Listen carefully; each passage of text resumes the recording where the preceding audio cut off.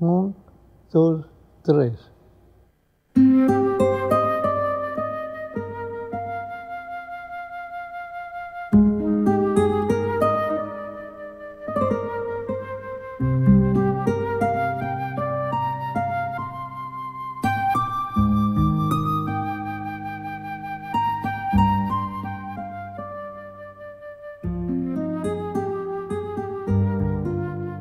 O Rames, ele sempre foi uma pessoa assim de vanguarda, ele não parava, né? Ele estudou cenografia, fotografia, artes. Então, ele era uma pessoa assim que nunca parou, né? E ele começou com esse negócio de arte desde pequeno, né? E isso pra gente, assim, era um exemplo, né? E era uma coisa admirável. E todas as vezes que o Rames chegava em casa, a gente grudava nele, né? Grudava nele, não deixava nem ele tomar banho, ficava lá, ficava assim, sabe?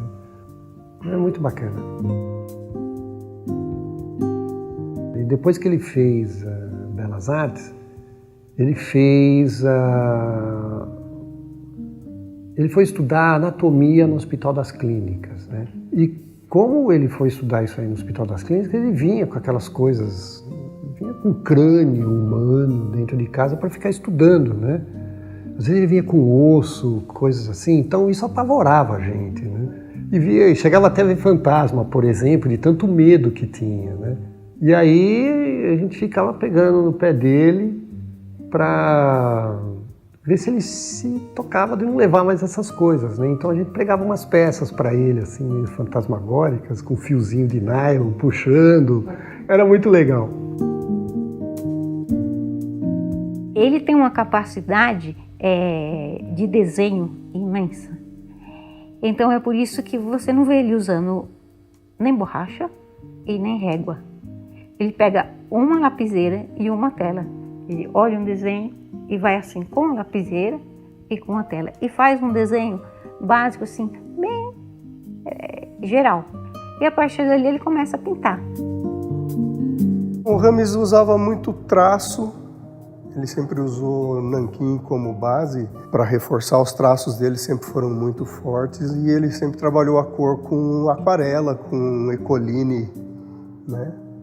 Com transparências, com nuances, com uma coisa bem diluída, bem bacana. É um estilo mais figurativo. Você pode ver que em todos os quadros dele sempre tem essa figura, né, humana presente, né? E agora, em termos de técnica, eu acho que é um pouquinho mais impressionista, sabe? Por que também isso? Por causa da formação publicitária que a gente sempre teve, né? O Rames trabalhou também em agências de propaganda, como ilustrador, então é uma coisa que a gente acaba adquirindo e ficando com isso. Aí você vai acrescentando anatomia, o figurativo, essa técnica de pincelada meio indefinida, mas que você vê de longe que é uma obra, né? Todos eles eram muito marcantes, assim. Tinha uma marca do Rames ali, principalmente no gestual, eu acho, do desenho dele. Rames foi um cara que viajou muito, né? Ele começou naquelas pesquisas dele lá atrás, que foi em aldeias, que fez uma expedição científica na Amazônia. Foi uma outra época do Brasil. O Rames, ele acompanhou como cenógrafo, né, e fotógrafo uma expedição de uma equipe de uma televisão estrangeira. E só sei que ele foi para o Xingu, era também na década de 60, não tinha nada assim, sabe, de conhecido do que era do Xingu, na Amazônia. Então ele fez contato com tribos indígenas, né? Ele teve um momento dele que ele contava, que ele foi atacado por abelhas, assim, foi um negócio muito louco. Aí todo mundo, não se mexe, não se mexe. Ele ficou assim, acho que uma hora quase parado, as abelhas saíram e sobreviveu.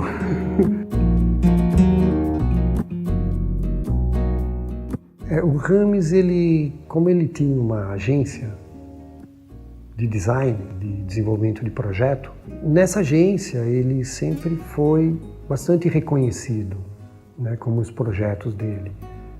Quando ele trabalhava na Willis, quando ele saiu, ele participou de vários projetos da FEI. Então ele tinha esse design industrial já com ele mesmo, né? E aí ele foi procurado pelo Coronel Osiris, no Embraer, para ele poder fazer os primeiros desenhos do Bandeirante quando estava sendo desenvolvido pelo CTA, né? Ainda no CTA. E surgindo esses primeiros catálogos, primeiras ilustrações da Embraer, ele também foi convidado para desenvolver o logotipo da Embraer. Aí depois ele já foi convidado para trabalhar na Embraer. Na construção ele já fazia assim, os trabalhos de ilustração, já com o logotipo, por exemplo, do Ipanema. Ele sempre teve bastante tendência a esse desenho industrial. Ele sempre foi considerado um artista. Então o Rames tinha muito respeito, porque ele desenvolvia também essa parte publicitária, né? Dos painéis, dos catálogos. Ele fazia os estandes da Embraer, então ele acompanhava muito isso daí. Então as pessoas admiravam muito ele, né? Em geral, eu acho que ele é um bom pintor, um bom desenhista. Às vezes os colegas, ele comentava assim, a facilidade que ele tem de, por exemplo, ele queria transmitir uma ideia, e ele tanto faz virado para ele como virado para você, ele desenhava. E o traço dele não parava, o traço dele era contínuo. Porque ele fazia muito desenho publicitário. Ele desenhava para as revistas, até o traço do desenho dele na época, quando ele começou a pintar, era muito publicitário, muito assim, muito certinho, muito acadêmico. Isso ele fazia muito bem. O trabalho do artista e a vida pessoal, emocional, é intimamente ligado.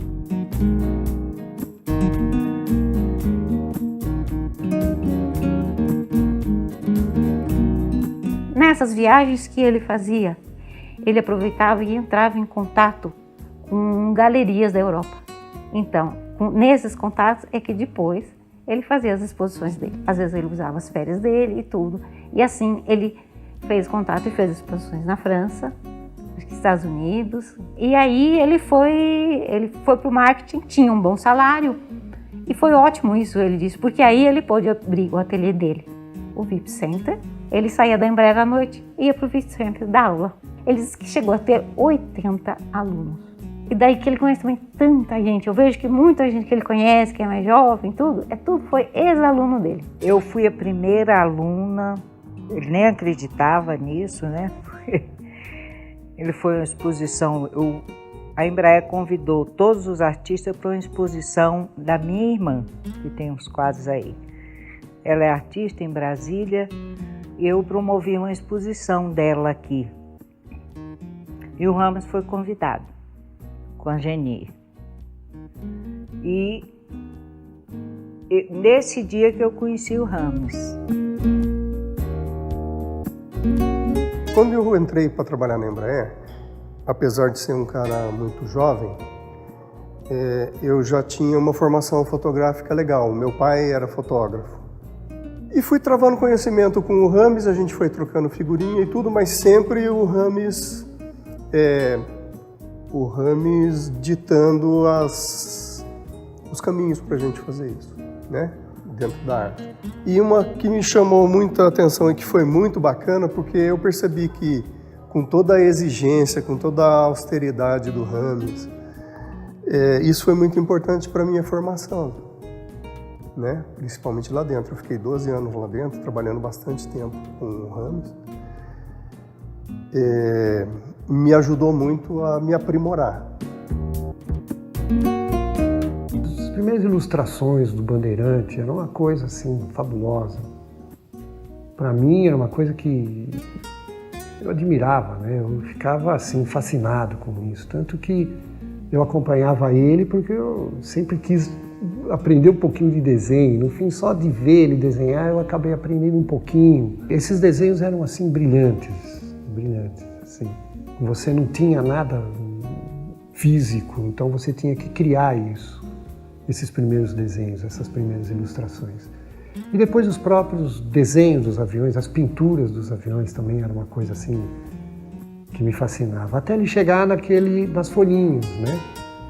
Que aí começou a criar esse estilo, né? Por exemplo, as folhinhas um pouquinho mais descontraída, com paisagens do Brasil, e cada paisagem era um avião, e fazia muito sucesso. Isso daí me deixava sempre fascinado.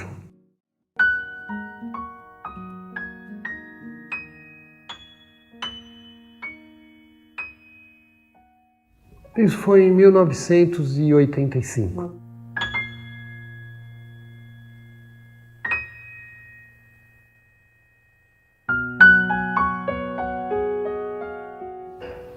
Né?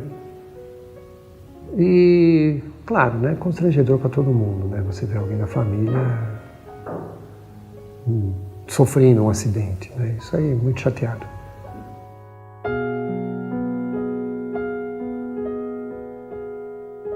A gente estava morando em São Paulo nessa época. Fiquei sabendo da coisa, ele sofreu um acidente, depois de uma semana ele teve o derrame e aí as coisas complicaram bastante. Então, a gente recebeu a notícia do acidente, não demorou muito, porque na área de comunicação, você sabe que todo mundo fica sabendo de tudo. O Rames sofreu o acidente e foi parar num hospital, no Hospital X. E lá ficou. Por sorte, ou sei lá por quê, apareceu um outro amigo da gente da Embraer, que era mais amigo do Rames ainda, e que trabalhava eu acho que na seção que o Rames trabalhava. Esse cara foi nesse hospital para outra coisa. Acho que foi providência divina, porque ele entrou, ele viu o Rames no corredor, perguntou, falou, o que esse cara está fazendo aqui? Aí alguém falou para ele, não, isso aí foi um rapazinho que sofreu um acidente na Dutra e coisa e tal, porque o Rames é pequenininho, né? Sofreu um acidente na Dutra, mas ninguém sabe mas o que ele está fazendo? Ele está esperando para ser atendido. Aí esse cara pegou e falou, não, essa pessoa que está aqui é um diretor da Embraer. Quando eu fui visitá-lo, ele tinha sofrido um traumatismo craniano, porque o Rames estava conversando, estava lúcido, estava bacana, estava falando ainda, né?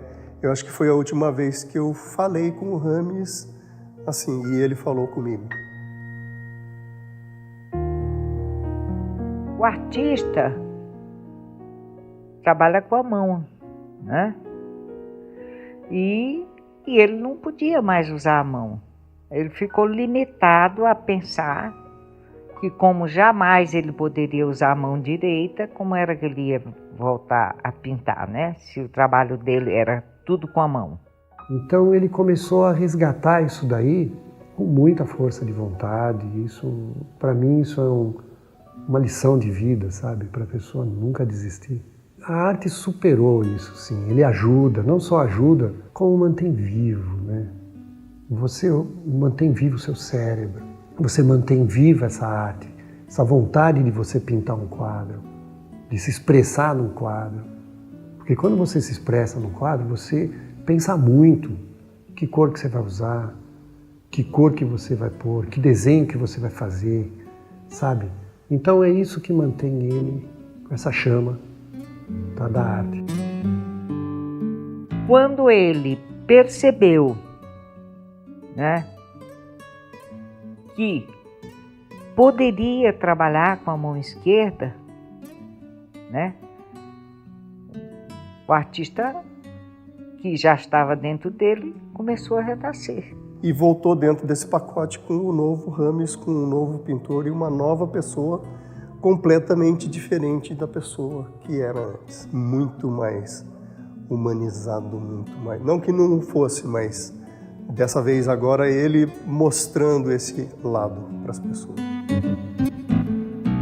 Hoje em dia, quem não conhece muito bem, vê uma tela feita com a mão esquerda, não tem muita certeza se foi feito antes ou depois do acidente. A pincelada dele foi se tornando a mesma.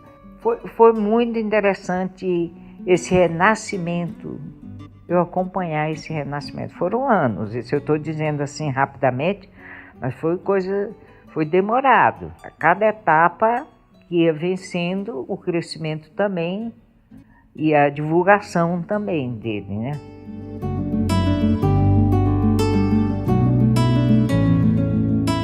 A imagem mais impressionante que eu vi foi quando ele recebeu o prêmio da Fundação Cassiano Ricardo. Nós estamos no teatro, ele ia receber o prêmio, e aí o Rames estava sentado lá, aí perguntaram se ele queria falar alguma coisa. Porque ele não fala, né? Então eles ficaram meio assim, ele falou, não, que sim. Aí ele pegou o troféu. Aí ele pegou o troféu, levantou assim, e fez assim pro pessoal. Aí todo mundo começou a bater palma. Aí começou a fazer barulho a plateia. Mas a cerimônia virou de ponta cabeça. Mas eu vi que eles ficaram assim, impressionados como de uma cerimônia chata, pacata. Ele acende.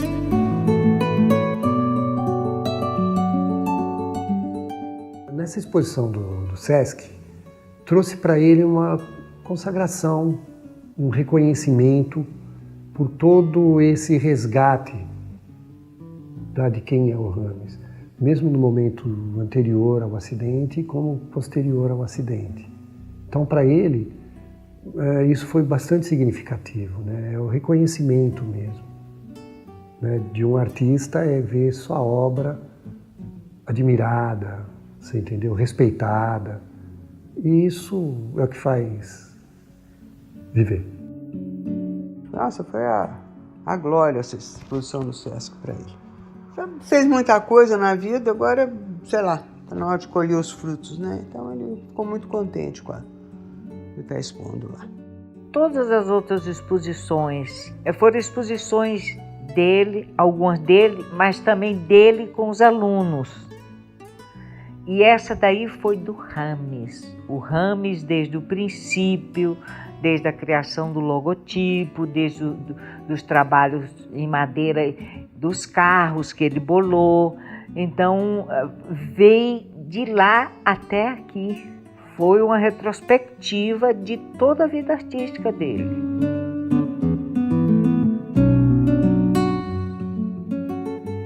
Mas você consegue identificar o Rames nas duas fases da vida dele como Rames, com aquela força dele? O artista falou mais alto, né? É o Rames se comunicando da forma que ele pode se comunicar. Ele é o principal sempre. Apesar de tanta gente falar por ele, né? Ele é o centro, sem sombra de dúvida.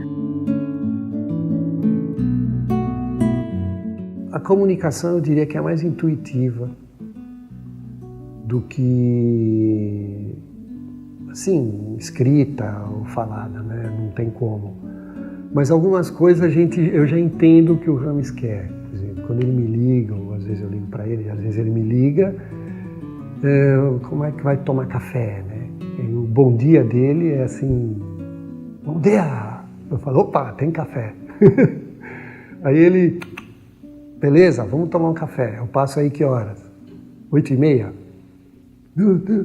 Pronto, já sei que 8h30 eu passo aqui para pegar ele para tomar café. E é momentos assim inesquecíveis isso. Não tem preço que pague. A satisfação de estar perto do meu irmão, não só como artista, né? Como família.